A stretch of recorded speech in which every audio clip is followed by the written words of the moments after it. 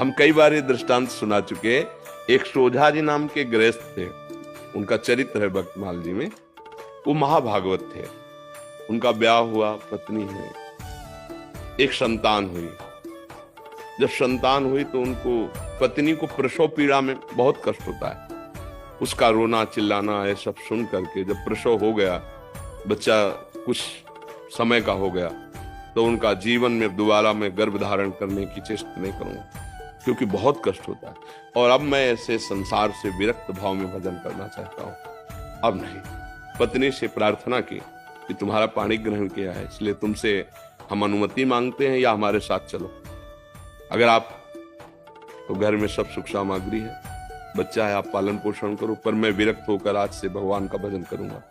यदि आप कहते हो कि पाणी ग्रहण किया है, तो हमारे हाथ में हाथ मिलाओ, चलो, जैसे मैं रहूंगा वैसे रहना होगा, पर साथ में कुछ नहीं, कोई नहीं, और भजन करना होगा। तो उनका, मैं आपके बिना तो रह ही नहीं सकती, आपके साथ चलूंगी। तो चली।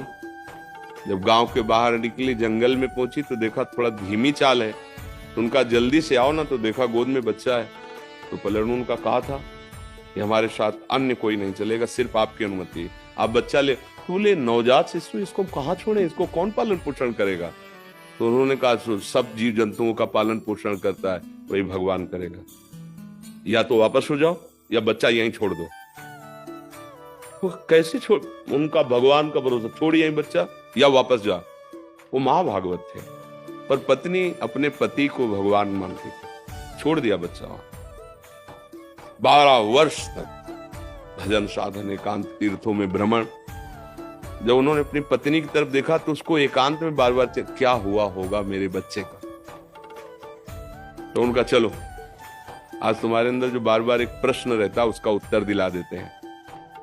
अपने गांव में आए, बाहर बैठ गए, तो 12 वर्ष में दाढ़ी बाल ऐसे तो कोई पहचान नहीं। तो उन्होंने पूछा कि यहाँ तुम्हारे गांव में एक सोजा जी थे, सुनाओ संत बन गए, तो उनके कोई संतान थी, क्या हुआ आपको पता है? तो उनका, अरे भाई उनके भाग्य क्या कहने।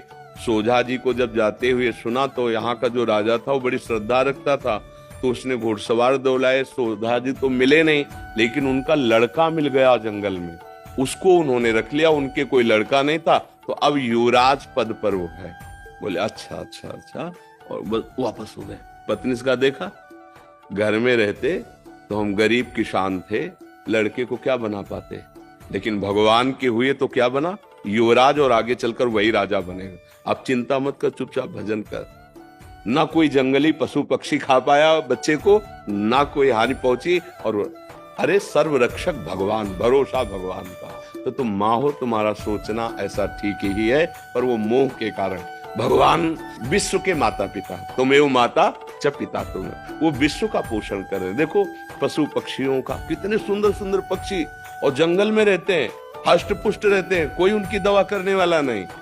रहीमन बहु भेषज करत, ब्याज न छाणत साथ, खग मृग बसत अरोग, हरि अनाथ के नाथ। उनकी कौन दवा करता है, कौन भोजन, सब हष्ट पुष्ट स्वस्थ।